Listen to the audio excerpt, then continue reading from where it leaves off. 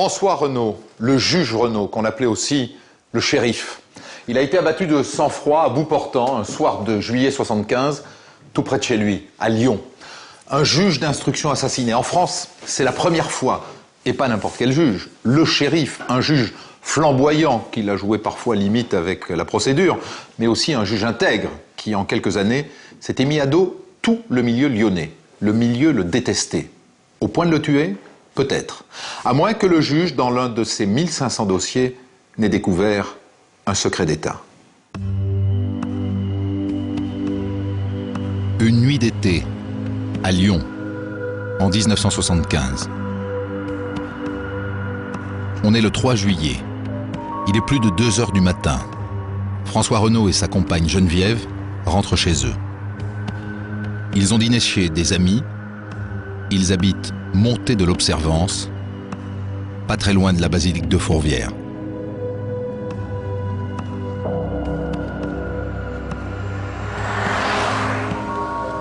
Le juge gare sa vieille BMW à 80 mètres environ de l'entrée de son immeuble. Et il n'y a plus qu'à traverser la rue quand une voiture claire s'arrête à sa hauteur. Sans doute quelqu'un qui cherche sa route, la vitre avant côté passager se baisse et apparaît un homme cagoulé. Le juge comprend tout de suite. À ce moment-là, 2 coups de feu claquent. Il n'a pas été touché. Il entraîne Geneviève dans la pente. Les tueurs ont raté leur cible. Mais les voilà qui reculent. Leur voiture cale. François Renault et son ami se mettent à courir.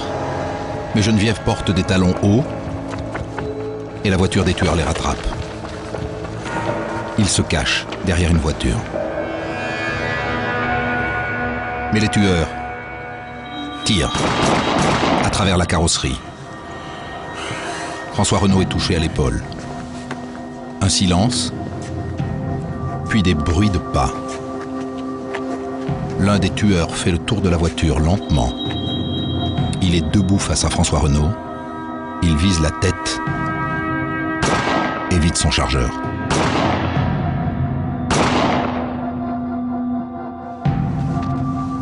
Geneviève est épargnée.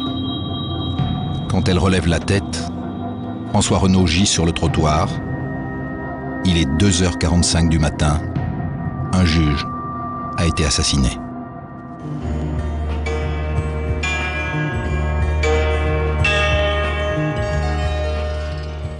Francis Renault, vous êtes le fils cadet du juge Renault. Vous aviez 20 ans quand votre père a été assassiné. Au moment de l'assassinat, vous êtes où ? J'avais un studio à côté de l'appartement de mon père. Je dormais, c'était la nuit donc. On est venu vous prévenir tout de suite ? Oui, c'est Geneviève, donc l'amie de mon père, qui a échappé à l'attentat, qui est venue me réveiller. Immédiatement, au-delà du chagrin qu'on peut avoir quand son père est assassiné, j'imagine qu'on pense tout de suite à une piste, de manière peut-être un peu inconsciente, mais... Non, sur le coup, non. Non, je crois qu'on est complètement abattu. On a une forme de désarroi moral, une crise à traverser. Mais est-ce que vous vous étiez dit, étant le fils d'un juge qu'on surnommait le shérif, qu'il pouvait lui arriver un jour quelque chose ? Mon père était un homme qui prenait pas mal de risques, compte tenu de son métier et de la manière dont il l'exerçait. Et plus particulièrement, avant sa mort, il était menacé. Et il m'en avait fait part. Et vous avez dit quoi ? Quelques jours avant sa mort, je ne sais plus si c'était la veille, l'avant-veille, on dînait ensemble. Et je revois très bien la scène, c'était dans notre appartement, on dînait dans la cuisine, il y avait devant ce beau ciel bleu d'été. Et mon père m'a dit, avec cette aisance qu'il avait pour parler de choses très graves, il m'a dit, tu sais, je suis à un tournant de ma vie et il est possible que je me fasse flinguer. Si je me fais pas flinguer, je ferai telle ou telle chose. Il m'expliquait quels étaient ses projets de vie. Si je me fais flinguer, parce que je suis sur une grosse affaire, à ce moment-là, je rentrerai dans l'histoire, on parlera de moi pendant longtemps, et tu feras telle et telle chose. En fait, il me donnait son testament verbal. C'est donc qu'il envisageait vraiment de mourir. C'est donc également qu'il n'a pas eu peur. le gratin de la police et de la justice lyonnaise se retrouve dès l'aube sur les lieux du crime, montée de l'Observance. C'est une catastrophe, c'est une bombe qui a explosé sur Lyon. Il est tout à fait logique qu'on aille se rendre sur place pour voir ce qui s'est passé. Voilà, ça s'est passé approximativement ici. C'est là que se trouvait donc la Volkswagen derrière laquelle le juge s'était réfugié pour échapper à ses tueurs. Le tueur, manifestement, est venu derrière cette voiture pour l'achever. Il voulait absolument la mort complète de ce magistrat. Sur place, la police prend la mesure du crime. Les tueurs étaient embusqués là, derrière ce rempart. Le juge Renaud est tombé dans un guet-apens.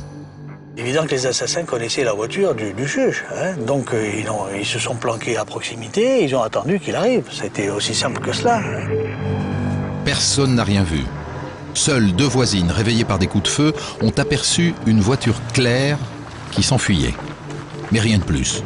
Le seul témoin est la compagne du juge, mais elle n'a pas vu grand-chose. Elle était dans un tel état de choc, de surprise, qu'elle ne pouvait pas donner de précision sur les faits. C'était impossible. Elle nous a donné quelques éléments, bien sûr, qui lui sont revenus par la suite. La couleur de la voiture, voiture claire, le nombre d'individus, c'était encore imprécis, 3 ou 4, elle ne savait pas très bien. On a bien compris que dans de telles circonstances, on ne pouvait pas donner de précision qui pouvait permettre de faire avancer l'enquête. Les policiers examinent la Volkswagen derrière laquelle le juge s'était réfugié. Elle est criblée de balles. Dans l'une des deux portières, ils retrouvent 2 balles en plomb, des balles trafiquées pour mieux tuer. Elles présentent une griffure sur le culot et une éraflure sur le plomb. L'expertise montre qu'elles proviennent du même calibre. C'est une arme classique. Nous-mêmes, policiers, nous étions dotés de cette arme, des Smith & Wesson, de ces revolvers. Et donc, c'est un P38, un 38 calibre spécial, donc sans grande particularité, une arme classique. Curieusement, 8 cartouches identiques sont retrouvées le jour même par des riverains, abandonnés dans 2 rues voisines de la montée de l'Observance.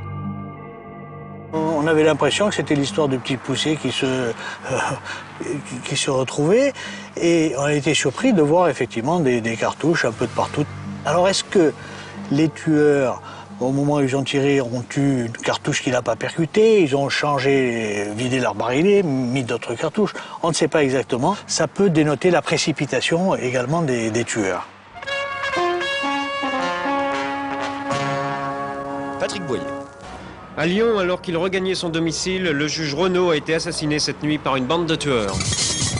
Le juge Renaud était le plus fameux des magistrats lyonnais. C'est à lui que l'on confiait les enquêtes difficiles. La disparition d'Yves-Marie Laflèche, l'affaire des fausses factures, le gang lyonnais. Vous voyez, beaucoup de gens avaient à Lyon des raisons de lui en vouloir. Quand mon épouse m'a dit ça, donc le 3 juillet au matin, je ne l'ai pas cru. Je lui ai dit, il y a une erreur quelque part. Tu as mal entendu, etc. Donc vite de nouveau la radio, et bon, et oui. Au début, je n'y ai pas cru, même si je savais qu'il avait été menacé. Et pour moi, c'était vraiment un choc, parce que c'était, en plus de magistrat que je connaissais professionnellement, un ami. J'ai appris la mort de François Renaud le matin du 3 juillet. J'étais en train de me préparer pour aller me rendre au palais de justice, en écoutant la radio, comme tous les matins, et j'y croyais pas. Et quand là, je crois que c'est trop dur. Excusez-moi. La nouvelle se répand dans Lyon telle une déflagration. Le juge Renaud a été assassiné. Et il n'y a pas que les milieux judiciaires qui sont secoués. Ah, c'était un peu l'étonnement. C'était un peu l'étonnement, parce qu'on s'imaginait qu'il était intouchable. C'est vrai que ça a étonné grandement la ville de savoir que ce type-là avait pu se faire descendre, quoi. Ça n'est pas seulement un homme qui a été tué, c'est un juge. En France, la situation est inédite. Une limite a été franchie. Attaquer un juge d'instruction dans une démocratie et le descendre, c'est quelque chose que je n'imaginais pas. Dans le contexte de l'époque, les magistrats étaient intouchables. Enfin, c'était pas cette forme de violence qui se manifestait en France. On sortait du gaullisme, c'était le début du giscardisme. L'État était très fort et on ne pensait pas que des gangsters pourraient s'attaquer un jour à un magistrat. L'autopsie a lieu le jour même. Selon les médecins légistes, François Renault a été tué de 3 balles dans la tête. Elles ont été tirées à bout portant. L'une a été tirée dans le haut du dos et 2 au sommet de la nuque, distantes seulement de 3 cm.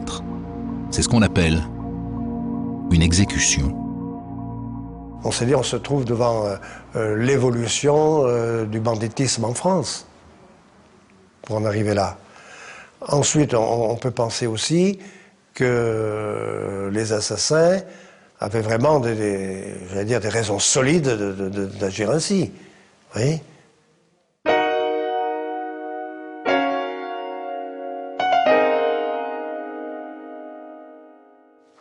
Commissaire Richard, au tout début de l'enquête, puisque vous êtes sur les lieux du crime très peu de temps après, spontanément comme ça, vous pensez à qui? Qui peut avoir tué le juge? D'abord, ça vous donne un choc quand même. Deuxièmement, c'est un personnage que vous connaissez très bien et avec lequel vous travaillez à ce moment-là sur des dossiers d'une importance extrême. Et à partir de quoi je puis affirmer, bien évidemment, que le juge Renault a été assassiné pour son activité professionnelle et dans le cadre de ses activités professionnelles. Vous pouvez dire ça dans les minutes qui suivent? Parce que c'était aussi un coureur. On peut imaginer un mari jaloux. Pourquoi tout de suite penser à la pègre? Un mari jaloux, il va rarement trouver un ami avec lui qui va venir faire le coup. S'il doit faire ce coup, il le fera tout seul. Et là, ils étaient 2. Il y a eu 2 tirs simultanés. C'est une exécution à la manière du milieu. François Renault souhaitait être enterré dans le caveau familial au Père-Lachaise à Paris. La levée du corps a lieu à Lyon le 4 juillet, en présence de nombreuses personnalités. Le garde des Sceaux, Jean Le Canuet, s'est déplacé. Il est venu réaffirmer la force d'un État qu'il dit touché au cœur. Je suis ici pour dire non aux assassins. Qu'ils sachent que notre société ne se laissera ni envahir, ni dominer par la violence. Tout sera mis en œuvre pour que les auteurs de ces crimes de sang soient recherchés, poursuivis et traduits devant les tribunaux. Toutes les formes d'atteinte à la personne humaine seront réprimées sans faiblesse. François Renault est enterré le 7 juillet.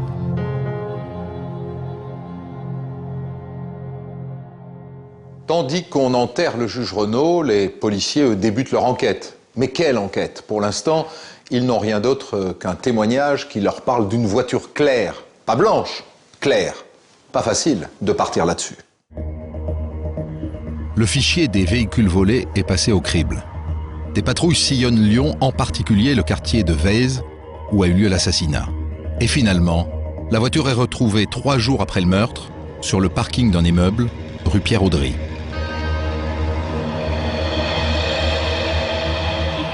C'est une Audi 80. Un habitant de cette résidence, Pierre Audry, qui se trouvait au numéro 44, a signalé à la police un véhicule qui lui semblait suspect, en ce sens que, bien qu'il pleuve, à cette époque-ci, les vitres avaient été laissées ouvertes. Donc ça a été signalé à la police qui est venue sur place et effectivement, en regardant à l'intérieur de ce véhicule, les policiers ont découvert des cartouches. Les cartouches sont du même calibre que celles qui ont tué Renault. C'est bien la voiture des tueurs. Un détail cependant étonne les enquêteurs, il s'agit d'une voiture 2 portes. Donc on a été un peu surpris, mais probablement qu'ils n'avaient pas à leur disposition d'autres véhicules rapides. Le premier qui leur est tombé sous la main a été dérobé, a été utilisé pour commettre ce crime. La voiture a été volée le 1er juillet, 2 jours avant l'assassinat du juge, entre 15h50 et 16h30, sur le parking d'une entreprise, toujours dans le quartier de Vèze. Donc cette voiture a été volée effectivement dans cet établissement, et c'était la directrice de cette entreprise qui avait laissé quelques instants son véhicule, probablement pour aller chercher des documents dans son bureau. Le véhicule en route, les clés de contact à bord au tableau de bord. Et lorsqu'elle est redescendue, effectivement, son véhicule avait disparu. Personne n'a vu s'envoler la voiture, mais les employés de l'usine apportent un témoignage intéressant. Dans les instants qui précédaient, les gens ont aperçu une moto immatriculée en WW69 qui a pénétré dans l'établissement. Il y avait 2 individus à bord et qui a fait le tour de cette voiture et qui est reparti. C'est sans doute l'un des 2 passagers de la moto qui est revenu voler l'Audi quelques instants plus tard. Cette moto, en tout cas, ouvre une nouvelle piste qui peut mener les policiers jusqu'aux assassins. Ils ne la retrouveront jamais. Ça aurait pu nous donner une piste, une orientation, mais déjà, le fait que ce véhicule ait été volé dans le quartier de Vèze, à proximité de la rue Saint-Cyr, dans la rue Saint-Cyr, laissait penser que les malfaiteurs pouvaient avoir habité le quartier, étaient des connaisseurs, des habituels de ce secteur. L'assassinat du juge, la voiture, les cartouches, tout s'est passé dans un territoire de 2 km² seulement. Malheureusement, dans l'Audi, les policiers n'ont retrouvé aucune empreinte. Ils n'ont toujours aucun indice.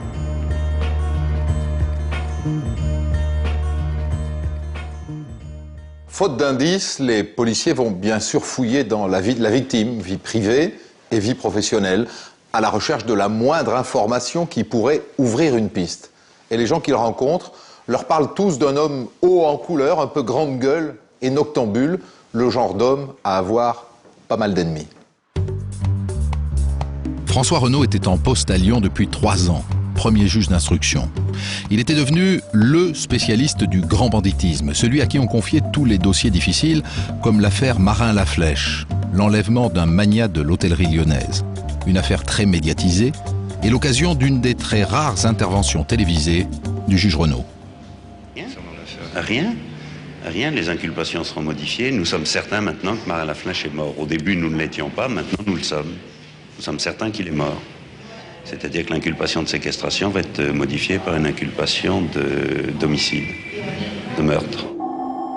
François Renaud a fait l'essentiel de sa carrière de magistrat en Afrique coloniale. Là-bas, il était autant flic que juge. Depuis son retour en France, ça lui valait le surnom de shérif. Il était plus flic que juge, Renaud, en tout cas à certains moments.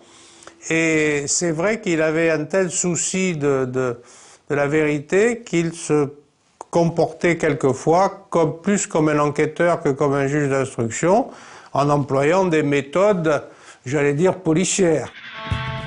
François Renaud avait des manières, disons, un peu expéditives, ce qui lui valait d'être à la fois détesté par le milieu et très apprécié par la police. À tel point que lorsqu'on avait des équipes qui étaient bien ficelées et qu'on devait sauter, qu'on devait arrêter, on attendait que le juge soit de permanence pour effectuer l'opération. Comme ça, on était certain que c'était lui qui allait instruire l'affaire et qu'on allait travailler ensemble. Le côté frondeur du juge Renaud était critiqué dans les couloirs du palais de justice, mais le procureur y trouvait son compte.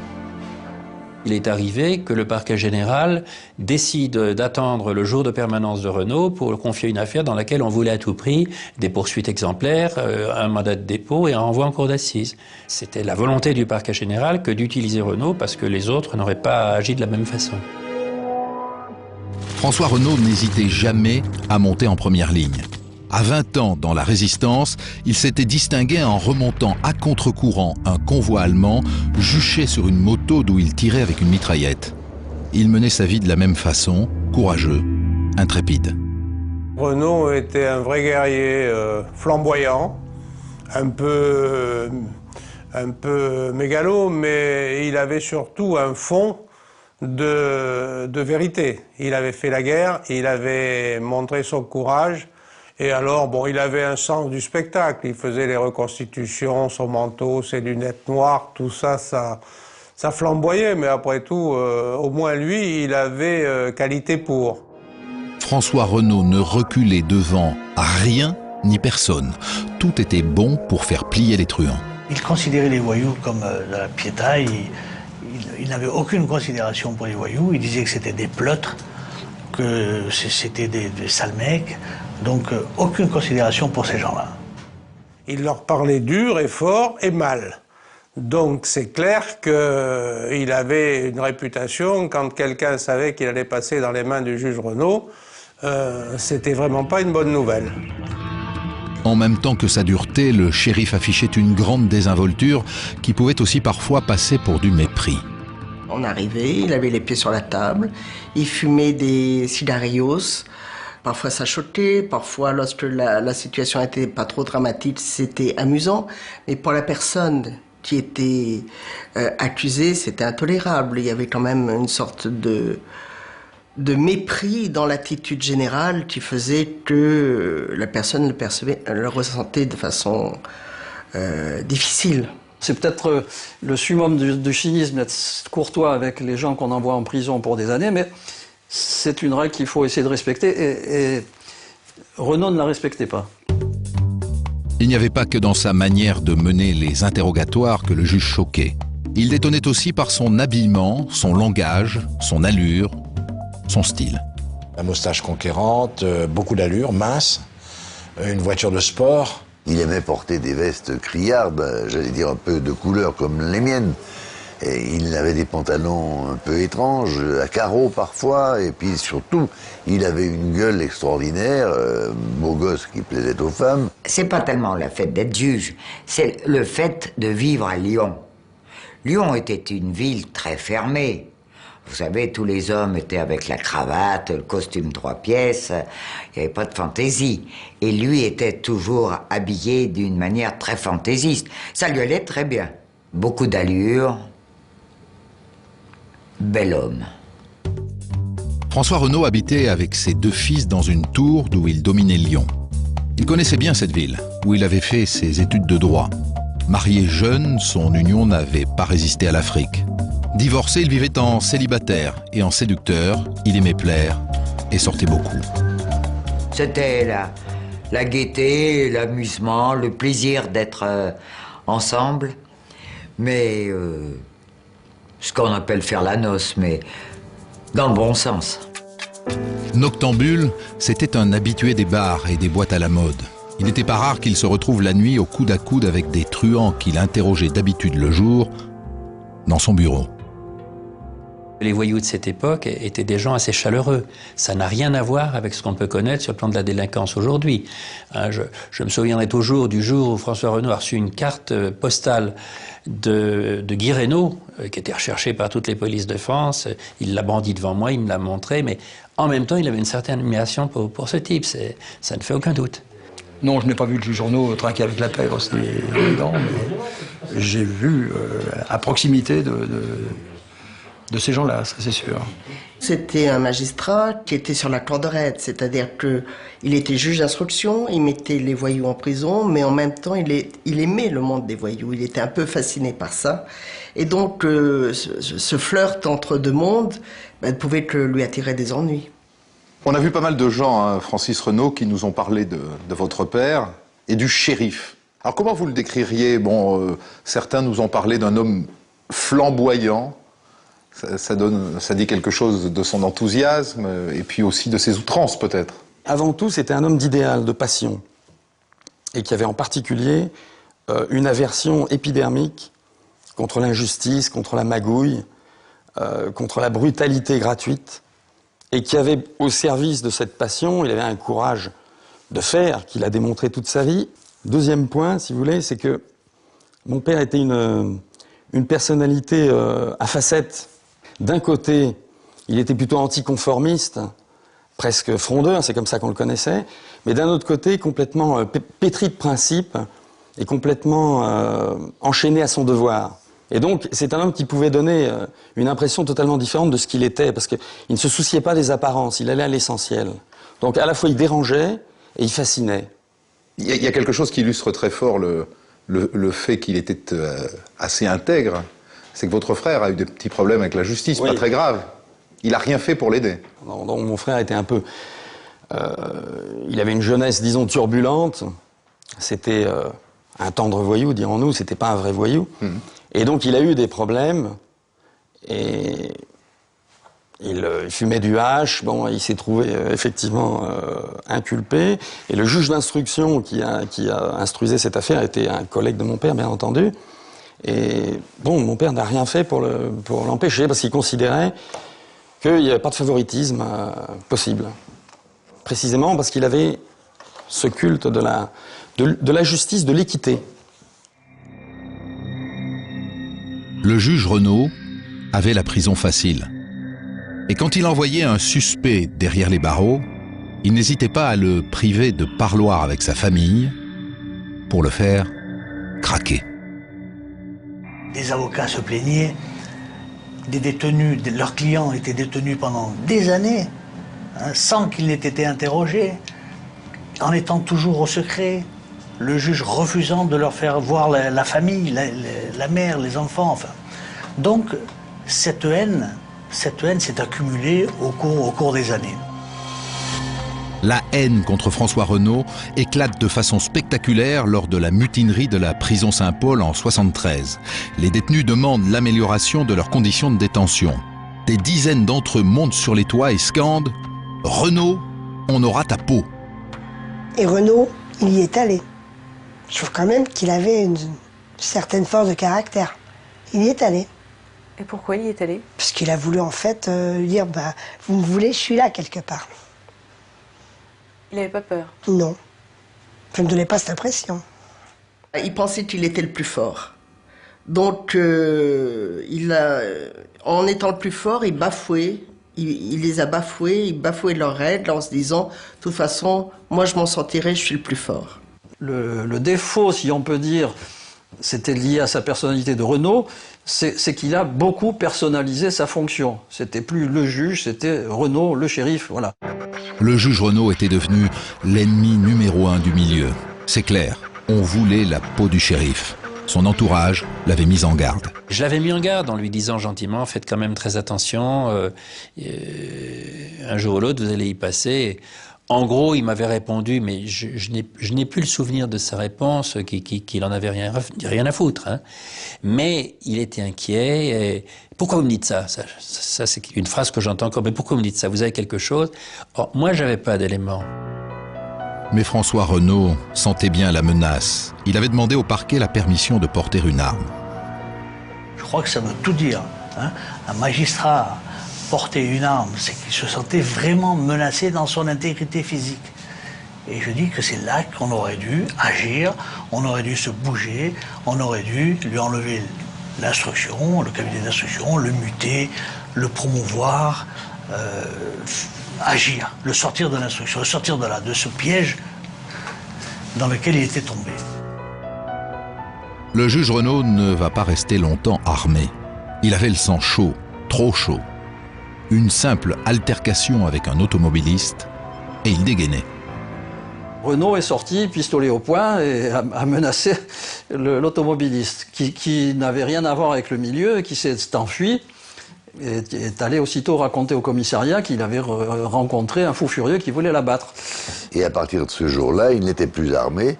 C'est bien dommage, car sinon, il ne serait pas laissé abattre comme il l'a fait. Le 3 juillet 1975 au matin, tout le monde est stupéfait qu'un juge ait été assassiné. Que ce juge soit François Renaud étonne moins. On s'est tous téléphoné parce que c'était quand même un événement extraordinaire au sens premier du terme. Tout le monde a eu la même réaction en disant « ça devait arriver ».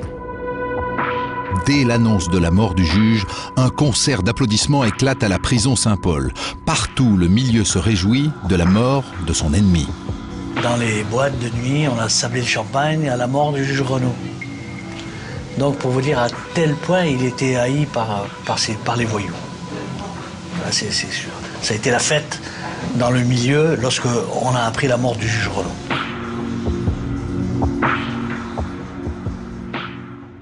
Est-ce que vous êtes capable aujourd'hui d'expliquer pourquoi il était détesté à ce point-là? Qu'est-ce qui le faisait détester du milieu? Parce qu'il ne lâchait jamais de morceaux. Si je puis dire en langage vulgaire, quand il avait quelqu'un et qu'il savait et qu'il était persuadé que cet individu était l'auteur et donc le responsable, il ne le lâchait pas et on peut dire qu'il usait très largement de la détention préventive. C'est-à-dire qu'il envoyait au trou des gens qui n'étaient pas forcément coupables, mais pour faire pression, quoi. Disons que quand il avait pris la décision, il poursuivait dans cette décision. Notamment les femmes. C'est-à-dire les femmes de truands, il les mettait au frigo. Ça lui est arrivé. Pour faire pression, quoi. Ça lui est arrivé, et ça lui est arrivé en plein accord avec moi-même, dans la plus grosse affaire qui se traitait au moment, qui était l'affaire dite du gang des Lyonnais. Le gang des Lyonnais, qu'est-ce qu'ils font? À quoi ils touchent? Ils touchent à la dope? Ils touchent aux filles? Ils touchent? Non. Non. Ils touchent, ils gagnent leur argent, si j'ose dire, par le braquage. Point. Et ils vont devenir les champions du braquage, c'est-à-dire du hold-up.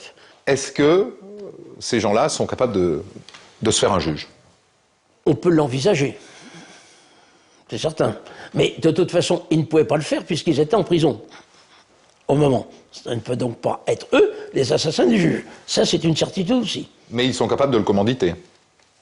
Eh bien, il y a eu beaucoup de bruit, effectivement, dans ce sens, à travers les informateurs que nous avons pu avoir au service. Le lendemain du crime, le vendredi soir 4 juillet, un individu se présente spontanément à la PJ et demande à parler au commissaire Nicolai. L'homme est un informateur occasionnel reconnu comme fiable par les policiers. Comme tous les informateurs dans cette affaire, les policiers lui donneront un nom de code tiré de l'alphabet grec. Celui-là s'appellera Alpha. Alpha raconte, le juge Renaud a été tué par 5 personnes qui ont utilisé 2 véhicules. 2 de ces personnes, dit-il, sans donner de nom, sont des gitans du quartier de Dessines. L'un d'eux, ajoute-t-il, a la jambe cassée. La jambe cassée. Les policiers font immédiatement le rapprochement avec un certain Barthélemy Vidal, dit Mimi, un repris de justice sans envergure, mais qui est le cousin germain d'Edmond Vidal, le chef du gang des Lyonnais, bien connu de la police, et du juge Renaud, dont c'était le dossier numéro 1. C'est le clan prédominant de l'instant. C'est le milieu dominant de l'instant. Ils sont assis sur Lyon. Ce sont eux qui ont pris en main Lyon. Ils achètent des boîtes, ils construisent des maisons. Donc c'est le milieu qui s'installe, qui monte. Seulement voilà, le jour où le juge est assassiné, le gang des Lyonnais est sous les verrous depuis 6 mois, accusé de la plus fantastique série de hold-up jamais réalisée en France. Le juge Renaud leur en attribuait une trentaine, dont le hold-up du siècle, celui de la Poste de Strasbourg, en 71, 100 millions de francs raflés en quelques minutes. Dans toute cette série, le gang avait fait preuve d'une logistique remarquable et n'avait versé aucune goutte de sang. Leur saga avait pris fin le 20 décembre 1974. L'opération Chacal, menée par le commissaire Richard et le juge Renaud, avait permis l'arrestation de 28 membres du gang, dont le chef Edmond Vidal. Ceux-là, à coup sûr, étaient des ennemis du juge. Le gang des Lyonnais, ça a été une vraie saga. D'abord, l'origine, j'allais dire, ethnique, entre guillemets, tous de Dessines ou à peu près dans le coin. Donc des gitans soudés par une mentalité de clan. Ensuite, n'ayant peur de rien. Ensuite, ayant été instruit par un ancien adjudant-chef de l'armée, Johanny Chavel, et donc formant un gang redoutable. À ce moment-là, on pensait, le motif, c'est que Renaud pouvait faire toute la lumière sur l'affaire du hold-up de Strasbourg. Le juge Renaud était l'ennemi juré d'Edmond Vidal. Il n'avait pas hésité à incarcérer sa fiancée, Jeanne Biscup, qu'il considérait comme un rouage important du gang. Edmond Vidal avait toutes les raisons de lui en vouloir. Je me mets à la place du gang des Lyonnais. Ils se disent, Renaud, on est sous la coupe de Renaud, il va nous mettre ce hold-up sur le dos, on va se prendre 20 ans, les femmes sont en prison, il ne veut pas les libérer, Dès le lendemain de l'assassinat, Edmond Vidal sait qu'il est en tête des suspects. Alors il écrit à Paris Match pour dire son innocence et réprouver le lâche assassinat du juge. Le 11 juillet, un second informateur, baptisé Beta, vient à la PJ rencontrer le commissaire Bajard. L'informateur dit à Bajard, ceux qui ont tué Renaud, c'est Marin, Lamouré et Alfani. Les 3 hommes font partie du milieu, mais pas du gang des Lyonnais. Robert Alfani, dit Fafa, a été condamné pour vol et proxénétisme, les 2 autres pour vol divers. Beta précise que c'est Jean-Pierre Marin qui conduisait l'Audi, Lamouré occupait le siège passager, Alfani était derrière. Seuls Marin et Lamouret auraient tiré. Les deux sont du quartier de Vèze, pas très loin donc des lieux du crime. Marin, qui était employé dans une poste, il a commencé à voler des sacs postaux. Ensuite, il est passé au braquage. Et puis, il est monté dans l'échelle de la criminalité. On lui attribue beaucoup de règlements de compte, malheureusement, qu'on n'a pas pu mettre en procédure. Mais c'est un individu extrêmement dangereux.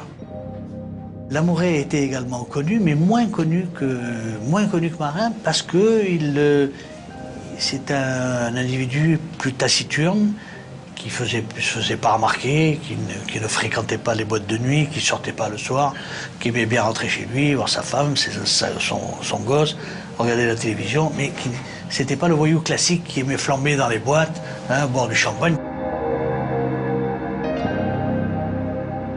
D'après Beta, le trio s'est renseigné sur l'adresse du magistrat quelque temps avant le meurtre.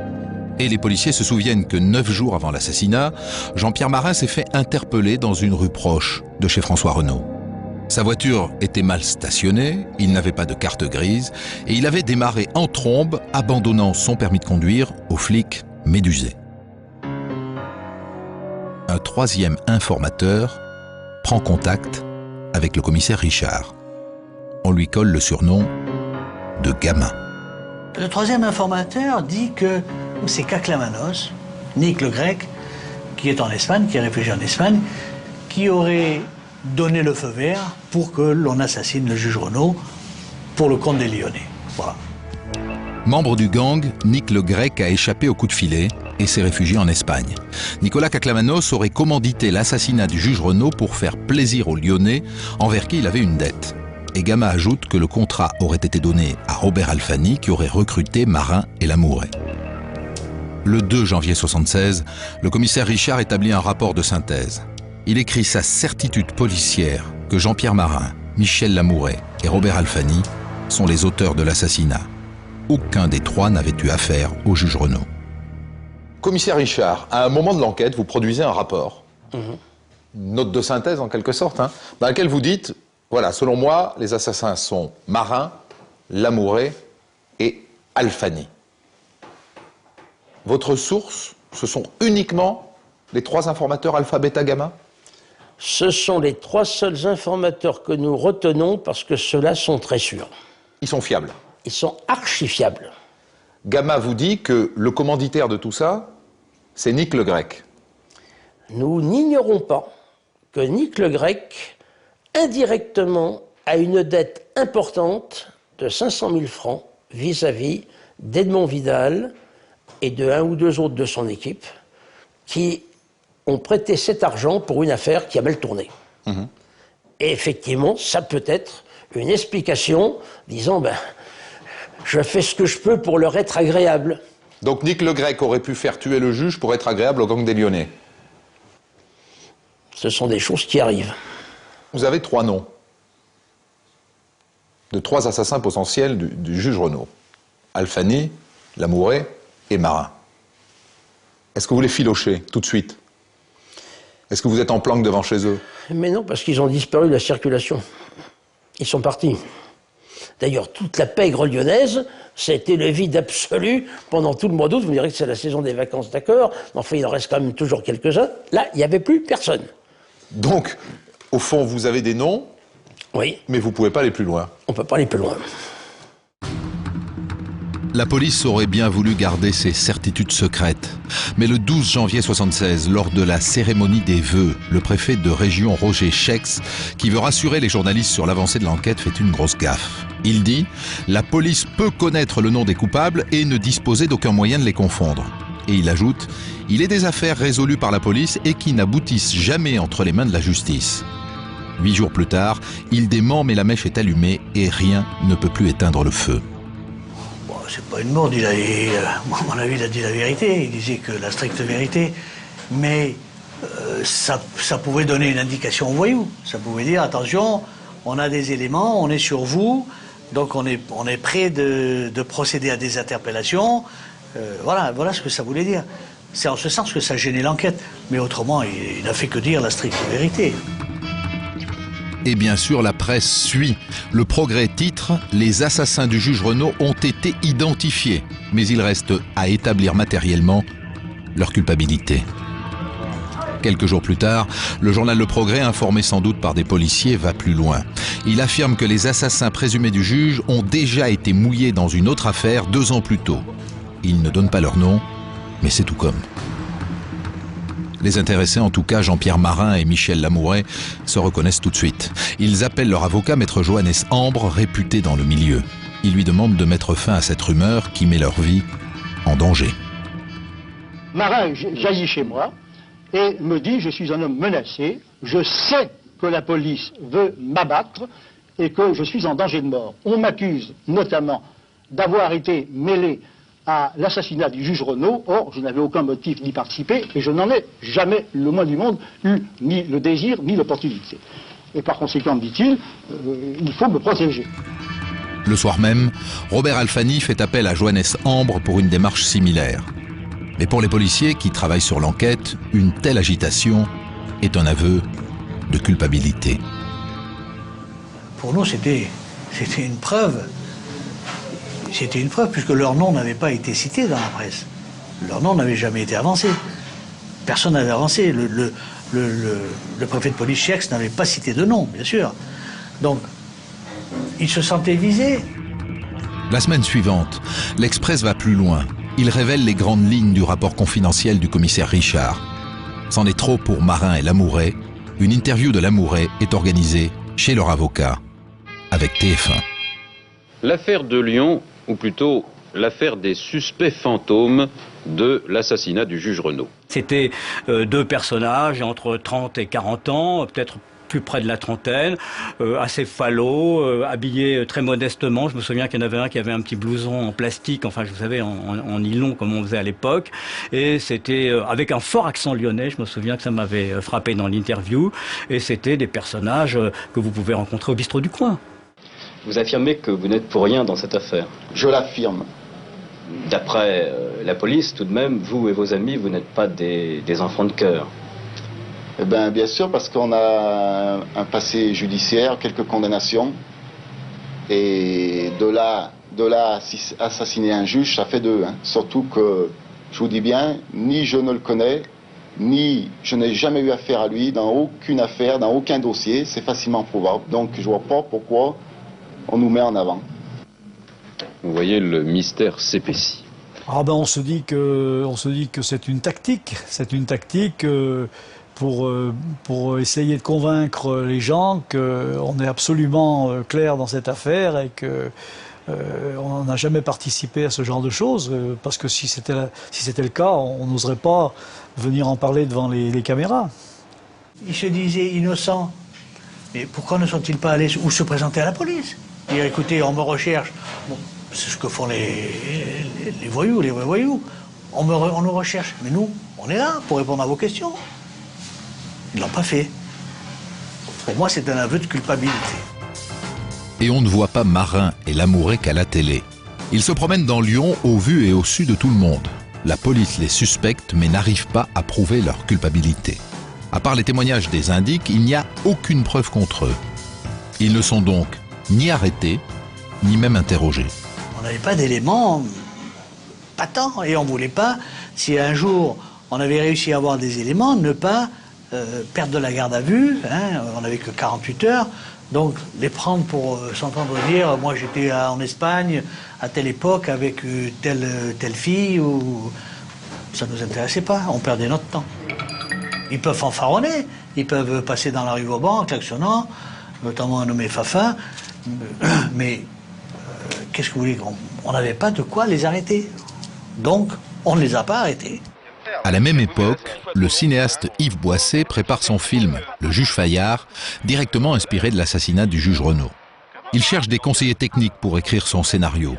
On le met en contact avec un dénommé Cheval, censé être en relation avec les tueurs. La rencontre a lieu dans un bar du quartier de Vesse. Je suis arrivé dans le bistrot, j'ai demandé à voir monsieur Cheval. On m'a montré un monsieur qui était dans un coin du bistrot. J'étais vers lui, je lui ai dit « Vous êtes monsieur Cheval ?» Il m'a dit « Oui, oui ». Et j'ai reconnu immédiatement Marin. Je lui ai donné l'argent qui avait été convenu que je lui donnerais, et il m'a raconté ce que l'ami de ses amis leur avait soi-disant raconté sur les circonstances précises du meurtre de Renaud. Un an plus tard, le cinéaste réalise la scène telle que Cheval l'a racontée. Elle correspond parfaitement à la réalité décrite par les médecins légistes, notamment le coup de grâce donné par le tueur. Or, à l'époque, l'information n'a jamais été divulguée.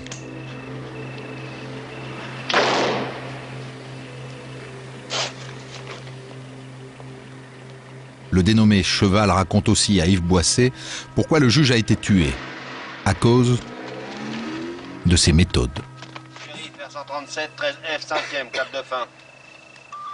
Le fait que Renaud s'en prenne aux femmes des truands.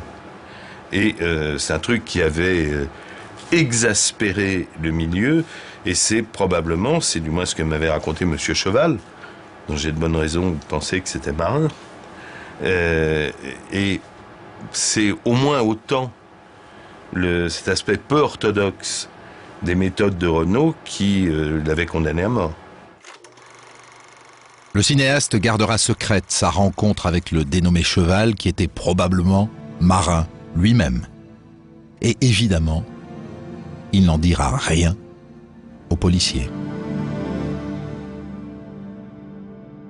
On en est là, avec des coupables désignés mais libres, quand le 9 décembre 1975, 6 mois après le meurtre du shérif, éclate une autre affaire. Une affaire d'enlèvement que les policiers vont relier à l'assassinat du juge et dans laquelle, là, pour le coup, ils vont réunir des preuves. Le petit Christophe Mérieux est kidnappé le 9 décembre 1975, 6 mois après l'assassinat du juge Renaud. Il a 9 ans et il est le descendant de 2 grandes familles lyonnaises. Il est le petit-fils de Charles Mérieux, fondateur d'un laboratoire pharmaceutique, et de Paul Berlier, célèbre constructeur de poids lourds. Sa famille paiera 20 millions de francs, ce qui est énorme pour l'époque, et l'enfant sera libéré 4 jours plus tard. Et tu as pu voir où était la maison, non? Bon, en tout cas, c'était dans une montagne. Il y avait de la neige. L'affaire a été tenue secrète jusqu'au dénouement. Durant le kidnapping, la famille et les ravisseurs étaient en contact téléphonique. 3 personnes différentes avaient tour à tour téléphoné chez les Mérieux pour annoncer le rapt et réclamer la rançon. Et lors du versement, il y avait également 3 hommes. Les conversations avec les ravisseurs ont été enregistrées sur bande magnétique. Les policiers les écoutent avec attention. Et là, bon, c'est un coup de chance. Je reconnais la voix de Louis Guillot dans l'interlocuteur du père de l'enfant enlevé. Louis Guillot, dit La Carpe. Truand notoire. Il a fait 10 ans de prison dans la même centrale qu'un certain Robert Alfani. C'est dans l'appartement de La Carpe en Espagne que Jean-Pierre Marin et Michel Lamouret se seraient réfugiés après l'assassinat du juge Renaud. Louis Guillot est arrêté à Paris en février alors qu'il est en train d'échanger sa part de la rançon contre des lingots d'or. Il avoue sans difficulté sa participation au rapt, mais rien de plus. Sa photo est diffusée. À Oulin, dans la banlieue lyonnaise, un homme reconnaît Louis Guillot. Il l'a croisé dans le hall de son immeuble. Il semblait habiter le studio du rez-de-chaussée. La police vient immédiatement sur les lieux et va de surprise en surprise. On apprend que c'est Marin qui a loué ce studio. Et qui plus est, on découvre dans ce studio les empreintes, non seulement de Marin, mais celles du petit Mérieux. C'est donc dans ce studio que le petit Christophe Mérieux a été séquestré. Et les empreintes le prouvent. Jean-Pierre Marin est impliqué dans son enlèvement. Cette fois, la police a de quoi l'arrêter. On est tout à fait content parce que c'est la première fois qu'on a un élément matériel qui va nous prouver que Marin est un des auteurs dans l'enlèvement du petit Mérieux, ou tout au moins qui a participé, qui a séquestré le type. Donc on va l'interpeller, l'arrêter, le questionner sur l'affaire de l'enlèvement du petit Mérieux, et accessoirement, puisqu'on a tout le temps, sur le meurtre du juge Renaud. Mais depuis l'arrestation de La Carpe, Jean-Pierre Marin a quitté Lyon pour se mettre au vert. Il ne se doute pas qu'il est filé par la police et que lui et ses proches sont sur écoute. Jean-Pierre Marin est localisé chez des amis à Champagne-au-Mont-d'Or, dans la banlieue de Lyon. Le 9 mars, une vingtaine de policiers est en planque autour de la maison. Les policiers attendent la sortie de Marin pour le cueillir calmement. Mais le truand repère le dispositif et jaillit en trombe au volant de sa voiture, percutant les voitures de police qui tentent de se mettre en travers. Il pense avoir échappé aux policiers, mais en face, il y a la voiture du commissaire Nicolaï et de l'inspecteur Aillot. Aillot est au volant, je suis son passager. J'arrive dans cette rue, je vois la voiture qui sort, boum, je rentre dedans, un point. On le coince contre la barrière, mais Marin nous pousse. Il nous pousse, il veut nous faire dégager. Et je me rappelle, je dis à Marcel, à Aillot, je dis freine. Et je le vois, il est debout sur le frein comme ça, et il arrive à bloquer la DS. Marin, quand il voit qu'il ne peut plus nous bouger, sort de la voiture, armé, et là, boum, ça tire. Et sur le moment, je suis incapable de dire si les coups de feu viennent de la police ou de Marin. Hein. Je suis incapable de le dire. Moi, je pense qu'il y a une chose, c'est à me sortir de devant. Hein. Ça tirait de partout. Bon, la DS était criblée de balles. Dans le déluge de feu, près de 30 balles ont atteint la DS. Jean-Pierre Marin a été tué net, touché à la poitrine et à la gorge. L'expertise balistique montrera que c'est l'arme du commissaire Nicolaï qui a tué Marin. Quand on va procéder à une arrestation d'un individu extrêmement dangereux, on est sur les starting blocks, donc on a l'arme à portée de la main. Donc, alors écoutez, on n'est pas payé pour se faire tuer. Hein. L'avocat de Jean-Pierre Marin, maître Johannes Ambre, s'indigne et rappelle que Jean-Pierre Marin craignait d'être abattu par la police. L'accusation portée contre M. Marin d'avoir été l'un des auteurs de l'assassinat de M. le juge Renaud, j'avais souligné combien de telles rumeurs étaient dangereuses et portaient la mort en elles. Il ne reste plus que 2 coupables présumés. Est-ce qu'ils craignent pour leur vie? Eh bien, je peux vous dire que non seulement ils craignent pour leur vie, mais que je partage un peu leurs sentiments et leur appréhension. Maintenant, Robert Alfani et Michel Lamouré se disent menacés et cherchent une protection. 2 jours après la mort de Marin, encore une fois, ils appellent à l'aide TF1. Alors nous le déclarons ici, on veut nous tuer, on veut nous abattre. Alors, on verra la suite, si ça se produit, vous saurez que c'était prévu, qu'on devait nous assassiner aussi. Est-ce que vous avez peur? J'ai pas peur, s'il faut mourir, je mourirai. Mais au moins, je veux que tout le monde sache, que la population sache qu'il y a des assassins parmi la police. On se croirait en Argentine ou je sais pas où, dans ces pays, des commandos de je sais pas quoi, là, qui assassinent les gens. Ça semble quand même un peu gros ce que vous racontez. On est en France, on n'est pas en Argentine. La police ne tue pas les gens comme ça. La preuve, elle est là. La preuve est là. Moi, je sais pas, c'est pas du cinéma, c'est pas de la télévision, la preuve, elle est là. Marin, où il est en ce moment? Tout le monde savait que Marin était l'un des assassins présumés du juge Renaud. Et certains se demandent s'il n'a pas été tout simplement exécuté par la police. Je comprends cette réaction, je comprends très bien. Mais notre intérêt, ce n'était pas de le tuer, c'était de le prendre vivant. C'était de faire avancer l'enquête sur le meurtre du juge Renaud. On n'avait aucun intérêt à le tuer, à venger remplir un quelconque contrat au nom de la société, venger un juge. Non. On aurait dû s'y prendre autrement. On ne peut pas, ça n'est pas acceptable que quelqu'un qui détient la clé, peut-être la solution, de plusieurs énigmes policières et judiciaires importantes, et ça n'est pas rien l'assassinat d'un juge. On n'est pas pris plus de précautions. C'est incompréhensible. Tous les jours, on interpelle des gens, et des gens extraordinairement dangereux. On interpelle des terroristes, des gens qui sont capables de faire sauter des immeubles entiers, voire des trains. On les arrête. Pourquoi pas celui-là? Avec la mort de Jean-Pierre Marin, les policiers en tout cas ont loupé une bonne occasion de faire avancer leur enquête. C'est la fin, c'est l'extinction de l'enquête, si vous voulez. On n'a plus d'éléments, on ne peut plus avancer. On ne peut plus avancer. Après, ce ne sont que des renseignements, que des suppositions, mais matériellement, on ne peut pas mettre sur procès-verbal des informations qui nous permettent, des éléments qui nous permettent d'attribuer le meurtre du juge Renaud sur tel ou tel personnage. Cela fait 9 mois que le juge Renaud a été assassiné.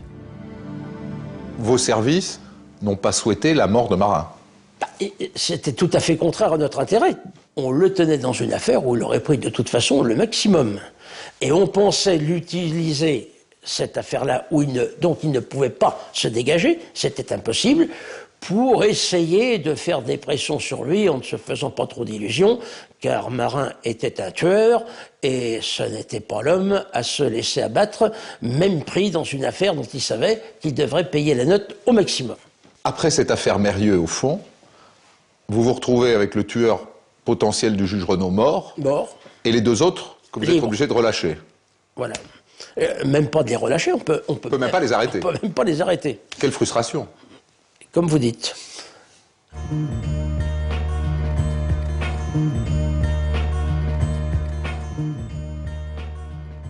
Le 21 juin 1977, 4 mois après la mort de Marin, s'ouvre le procès du gang des Lyonnais. Pas pour l'assassinat du juge, bien sûr, mais pour les braquages qu'ils ont signés. Une enquête qu'avait dirigée en son temps le juge Renaud. Et pourtant, les policiers de la PJ espèrent que la vérité sur l'assassinat du juge surgira à l'occasion de ce procès. Pourquoi? Parce que parmi les accusés, il y a Momon Vidal et sa femme Jeanne Biscup. On se souvient que dans le scénario retenu par le commissaire Richard, après son enquête sur l'exécution du juge, il y a cette idée que Nick Le Grec aurait fait tuer le juge par Marin, Lamouré et Alfani pour faire plaisir à Momon Vidal, qui haïssait le juge Renaud parce qu'il avait envoyé sa femme Jeanne en prison. Le 21 juin 1977 s'ouvre au palais de justice de Lyon le procès du gang des Lyonnais. Ils sont 12 sur le banc des accusés. Parmi eux, le chef, Edmond Vidal, et sa femme Jeanne Biscup. Ils se sont mariés en prison peu de temps avant le procès. Le juge Rivelange, qui a succédé au juge Renaud, a retenu comme chef d'inculpation complicité d'association de malfaiteurs. Quand on dit association de malfaiteurs, il ne s'agit pas de dire association de malfaiteurs, qui est une réunion de plusieurs individus qui mettent en commun des moyens, armements, planques, véhicules automobiles, etc., pour commettre des crimes. En son temps, le juge Renaud soupçonnait le gang des Lyonnais d'une trentaine de hold-up. Son successeur, le juge Rivelange, n'a pu finalement les mouiller que dans 7 braquages et n'a rien pu prouver dans le hold-up de Strasbourg. Ce procès sera décevant pour les policiers qui espéraient faire craquer Edmond Vidal sur l'assassinat du juge. De toute façon, ces avocats ont un argument massu. Pourquoi risquer la peine de mort pour un assassinat alors que jusqu'ici, ils n'avaient à se reprocher que des hold-up dans lesquels aucune goutte de sang n'avait été versée. Il n'y avait pas une goutte de sang dans cette affaire, mais pas une goutte de sang. Une organisation quasiment militaire. Pas de violence. Une logistique incroyable. Aucune raison de s'en prendre à un juge, mais aucune.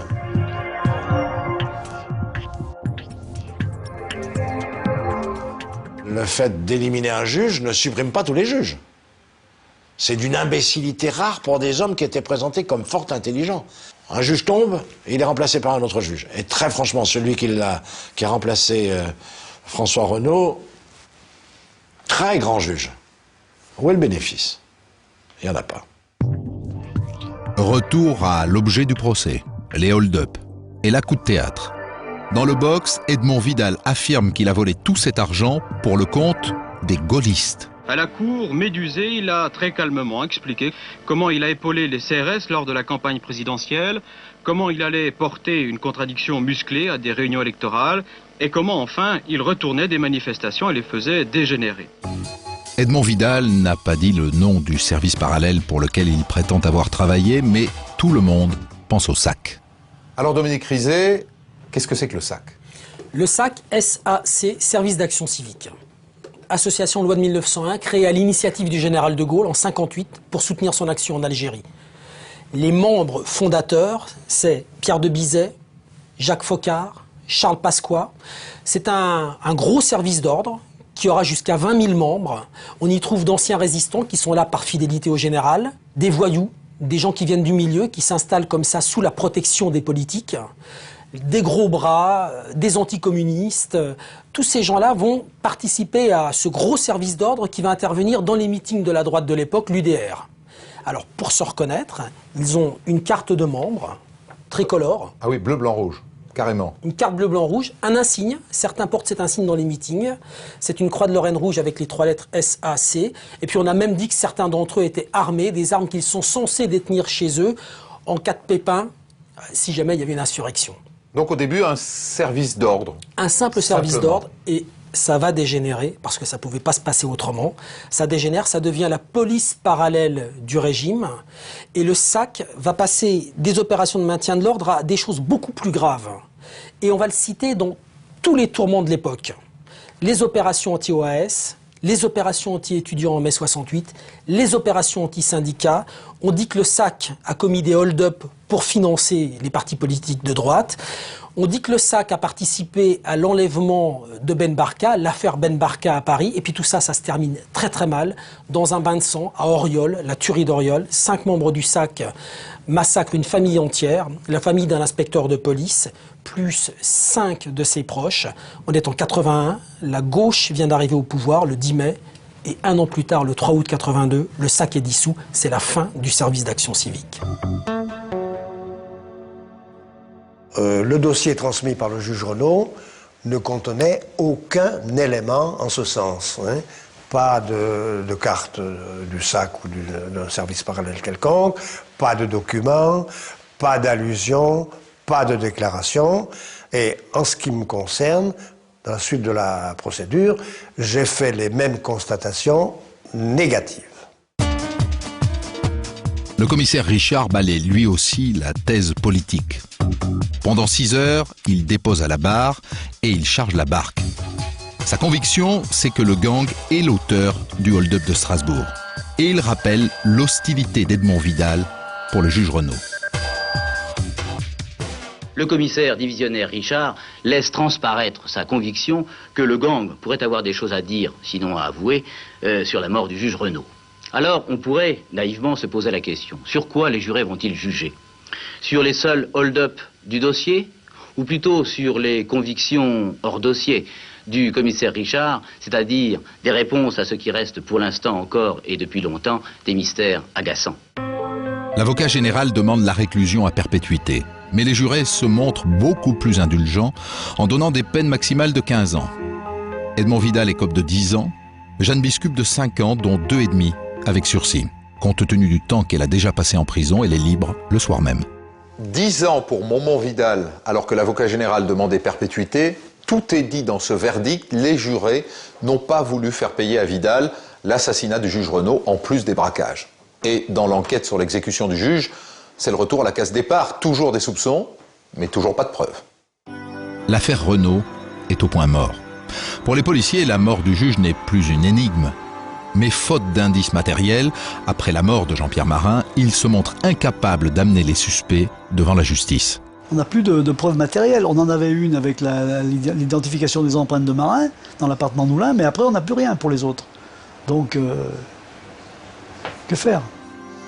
D'autant que de son côté, on ne peut pas dire que le système judiciaire met le paquet. Pendant les 9 années qui ont suivi l'assassinat, 5 magistrats se sont succédés. Aucun n'a pu s'y consacrer exclusivement. C'était un dossier parmi d'autres. Face à un crime aussi abominable, je pense qu'on aurait dû presque mettre un juge d'instruction à temps plein, j'allais dire, sur un dossier de cette nature-là, pour essayer de trouver la vérité. En tout cas, alors que l'enquête patauge depuis 9 ans, Maître Bismuth, qui assure désormais la défense de la famille Renaud, donne une interview télévisée retentissante. Il affirme que les policiers et le nouveau juge, le juge Fenech, qui travaille désormais sur le meurtre de François Renaud, ont de nouveaux éléments. Étrangement, son cabinet est cambriolé. Tout le cabinet a été fouillé. Tout le cabinet a été fouillé. Manifestement, les gens recherchaient quelque chose. Est-ce qu'un dossier a été volé? Non. Est-ce qu'un dossier a été brûlé? Non. Le dossier du juge Renaud est intact? Oui. Il n'était pas au cabinet. Le juge Fenech est le 6e juge de l'affaire Renaud. Et il est surpris de trouver un dossier aussi mince. Il reprend tout à zéro. Par exemple, il convoque la dernière greffière du juge, Nicole Rank. il est surpris qu'elle n'ait pas été entendue plus d'une fois. Et encore 7 ans après l'assassinat du juge. Ben moi, j'ai eu un peu le sentiment que la justice le laissait un peu tomber. C'est-à-dire Qu'on ne faisait peut-être pas tout ce qu'il fallait. C'est quand Fenech a su que j'avais été le dernier greffier de Renault, il m'a appelé. Et là, c'était le deuxième juge qui m'interrogeait sur l'affaire Renault. Ce qui fait un petit peu juste quand même. Elle lui confie qu'un peu avant sa mort, François Renault disait qu'il s'apprêtait à résoudre une grosse affaire. Il disait que il allait élucider le hold-up de Strasbourg. Non, c'est lui qui le disait. Non. On n'en sait rien. On n'en sait rien.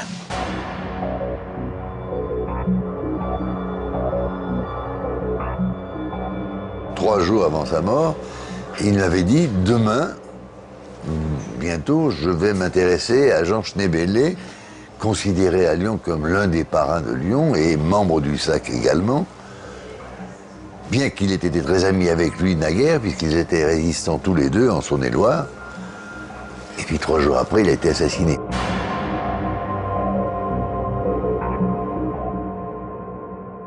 Dominique, il est important ce témoignage tardif de Madame Rinck, qui était la greffière du juge Renault, parce qu'elle apporte au juge Fenech qui enquête sur l'assassinat du juge Renault un article de presse que vous avez là, et qui oriente l'enquête vers un personnage qui s'appelle Schneebele. C'est qui ce Schneebele ?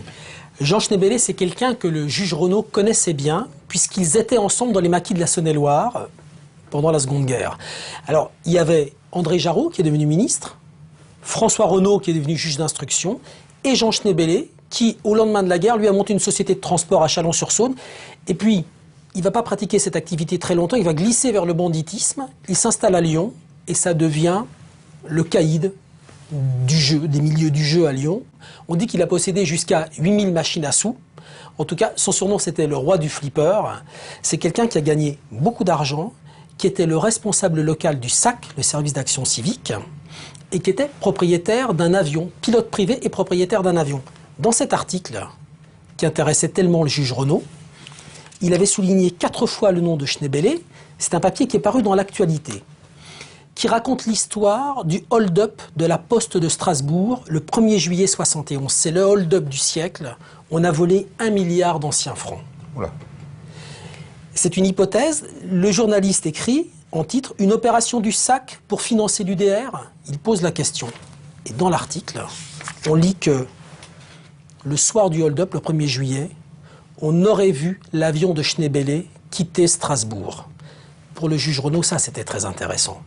Ça voulait dire que peut-être les milieux lyonnais étaient mêlés à l'affaire du hold-up de Strasbourg, via le SAC, via le service d'action civique. Et que les milieux lyonnais agissaient peut-être en lien avec les milieux politiques. Absolument. Alors, ça, cette thèse, si le juge Renault s'est intéressé à Schneebele, au SAC, au milieu lyonnais, peut-être que ces gens-là, un jour, ont voulu le faire tuer. Et pourtant, en 88, face à l'absence de preuves, le juge Fenech envisage un non-lieu. Ce que le fils du juge, Francis Renault, ne peut pas accepter. Il décide donc de prendre un avocat médiatique, Jacques Vergès. J'ai une surprise à vous annoncer. Dans un quart d'heure, quelqu'un que vous désirez voir à mes côtés aussi sera là. Et bien sûr, cette personne est Francis Renault, le fils cadet du juge assassiné. Il est à la fois venu apporter sa confiance à Maître Vergès et expliquer la relance de l'enquête sur l'assassinat de son père. Jusqu'à présent, j'ai fait preuve de patience. J'ai laissé le cours de la justice suivre son cours. Mais l'idée que ce dossier puisse être complètement oublié me paraissait inadmissible. Francis Renault marque un point. L'instruction reprend. Ça tombe bien. Quelques mois plus tard, Nicolas Caclamano, soupçonné d'avoir organisé l'assassinat, est expulsé d'Espagne où il s'était réfugié. De retour en France, il est convoqué en décembre 88 par le juge Fenech. Il nie tout en bloc. 1 mois plus tard, il est assassiné. Pour Maître Vergès, c'est clair, le milieu a voulu l'empêcher de parler. Non. Non, non, non. Caclamano, c'est C'est un voyou, mais bon, c'est pas, ça a rien à voir. Son assassinat, à lui, n'a rien à voir avec l'affaire du juge Renaud. Je vois pas le lien. Je vois pas le lien. Maître Vergès veut relancer l'instruction vers la piste du financement des partis politiques. Le juge Renaud était un homme comme tous les hommes. Il avait des qualités et des défauts. Mais sa mort n'a rien d'anecdotique. Le juge Renaud avait déclaré avant sa mort, à ses plus proches, qu'il s'occupait d'un dossier très important. Il avait même dit duquel, le hold-up de la Poste de Strasbourg, et que peut-être cela lui coûterait la vie, parce qu'il touchait à un interdit. Quel interdit? C'est le financement des partis politiques. Alors Francis Renaud, il faut que vous nous expliquiez, au bout de l'enquête, quelle est votre version? Qui, selon vous, a assassiné votre père? Il y a deux choses, en fait. Il y a les gens qui ont exécuté mon père et il y a ceux qui ont commandité son crime. Bon, en ce qui concerne les gens qui ont exécuté mon père, je crois qu'on peut être sûr à 95% de l'hypothèse policière qui est connue, qui est basée sur le rapport du commissaire Richard. Marin, Lamouret, Alfani. Alfani, tout cela orchestré par le gang des Lyonnais. Ces gens-là étaient des tueurs à gages. Selon vous, qui a commandité le meurtre de votre père et pourquoi? Dans la myriade, si vous voulez, du gang des Lyonnais, on retrouve des gens du SAC, et notamment dans cette histoire de hold-up de Strasbourg. On peut penser que, par l'intermédiaire du SAC, certaines des activités de ce gang permettaient de financer les partis en place à l'époque. Donc l'UDR? Je suppose, ouais. Les partis gaullistes, UDR, enfin... Et c'est ça que votre père était sur le point de démontrer? Oui, c'est ça. C'est la conviction que vous avez? C'est la conviction profonde, intime. Il ne peut pas y en avoir d'autre. Parce que, honnêtement, s'il avait été simplement abattu par des truands en raison de ses méthodes, on aurait fait parler les gens. Bon. Je vous demande de vous resituer dans le contexte de l'époque. Imaginez qu'on apprenne un jour que des produits de hold-up alimentent les caisses du parti en place à l'époque. C'était une véritable bombe. En fait, ce que mon père avait, c'était une torpille dormante. Ça n'allait pas seulement éclabousser certaines personnes, ça pouvait déstabiliser tout le gouvernement. Et votre père n'était pas le genre d'homme à étouffer une affaire qui pouvait déstabiliser le pouvoir? Non. Il allait jusqu'au bout. La piste du SAC ne sera jamais retenue par la justice. La police n'y a jamais cru. Non, à ma connaissance, nous n'avons découvert aucun élément qui allait dans le sens d'une implication d'un parti politique dans l'affaire de Strasbourg. Mais ça, c'est quelque chose qui n'est jamais apparu, ni au cours des auditions d'autres personnes, ni dans d'autres enquêtes. La police est convaincue que l'assassinat du juge Renaud est une simple et triste affaire de banditisme. Les coupables seraient de simples truands. On ne les a jamais vus coquiner avec des hommes politiques, s'associer dans des affaires avec des hommes politiques. Ce sont des gens qui travaillaient pour leur équipe, pour eux, en clan bien fermé. Ce sont des bandits de droit commun qui n'ont rien à voir avec la politique. Ça, on en est tous convaincus. D'autres ont du mal à croire qu'un parti politique, qui plus est au pouvoir, ait eu besoin de commettre des casses pour financer ses campagnes électorales. Franchement, ils n'avaient pas besoin. Ils n'avaient pas besoin d'aller casser la Poste de Strasbourg pour avoir de l'argent. Ils avaient l'État. Ils avaient les compagnies pétrolières et autres. On sait bien que des grandes compagnies pétrolières finançaient l'action politique. Elle l'a fait sous plusieurs présidents de la République. Et encore récemment, on le voyait devant le tribunal correctionnel. Donc tout ça, c'est une hypothèse pour appâter le gogo et le peuple. Je n'y crois pas une minute. À la mort du juge Renaud, on ne retrouve rien dans ces 1500 dossiers qui accréditent l'idée qu'il avait découvert quelque chose d'explosif. On a parlé beaucoup qu'il aurait été tué parce qu'il avait découvert des choses dans des dossiers, qu'on voulait arrêter les investigations.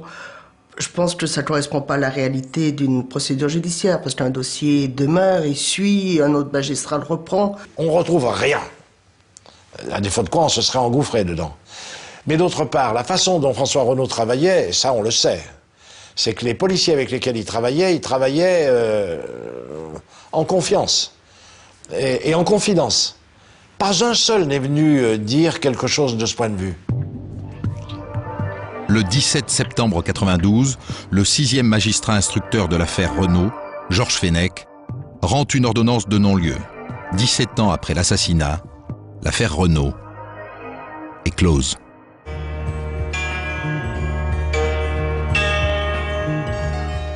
Georges Fenech, vous êtes le juge d'instruction qui clôture le dossier de l'assassinat du juge Renault, et donc vous décidez de rendre un non-lieu, ce qui veut dire que vous n'êtes pas arrivé à identifier les coupables de l'assassinat. Pourquoi?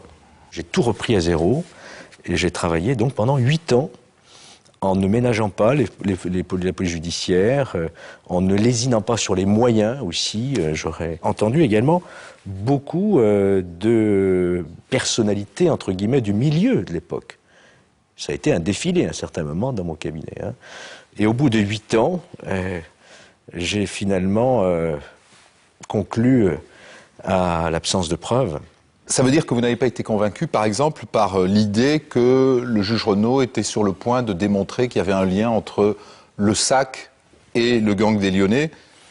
Mais c'est pas du tout une thèse qui ressort du dossier, même si effectivement certains ont évoqué la piste d'un financement, la piste du SAC. C'est, je crois, pouvoir dire que ça relève du fantasme. Bon, admettons donc qu'il n'y ait pas de piste politique, il reste une piste crapuleuse. Alors, Marin est mort, Le Grec aussi, mais il reste quand même Lamouré et Alfani. Pourquoi est-ce que vous ne les renvoyez pas devant les assises, ces deux-là, au moins? Vous savez, les noms que vous citez, vous pensez bien que s'il y avait eu le moindre commencement de preuve, j'en aurais tiré les conséquences. Donc, même si je peux avoir moi-même une intime conviction, puisque tout nous ramène toujours vers le milieu qui assassinait le juge, qui était un juge encombrant pour le milieu de l'époque parce que il était très efficace, et il était devenu un petit peu le magistrat à abattre. C'est ce qu'ils ont fait. Plus de 30 ans après, il ne reste qu'une petite plaque dans la salle des pas perdus du palais de justice de Lyon. Elle rappelle la lâcheté du crime. Elle oublie de dire qu'il est resté impuni et que les assassins de François Renault courent toujours. Moi, ce que je pense, mon sentiment, je trouve qu'en fait, il lui a tout donné à la justice, même sa vie. Et que les assassins n'ont jamais été arrêtés, enfin, ni démasqués, ni arrêtés. Ils sont restés impunis, ils resteront toujours impunis. Parce que maintenant, l'affaire est prescrite, c'est fini. Et je trouve ça très triste.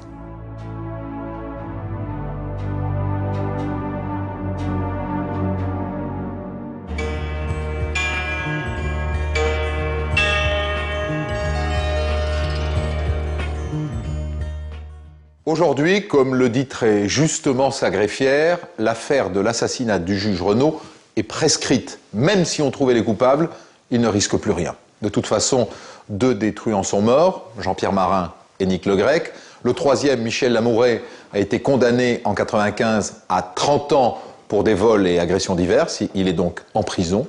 Quant à Robert Alfani, il est libre et n'a jamais été inquiété dans le dossier de l'assassinat du juge Renault.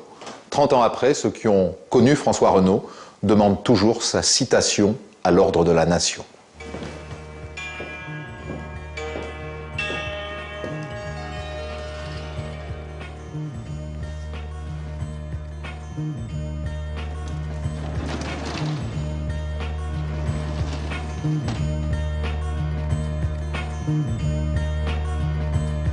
Mm-hmm.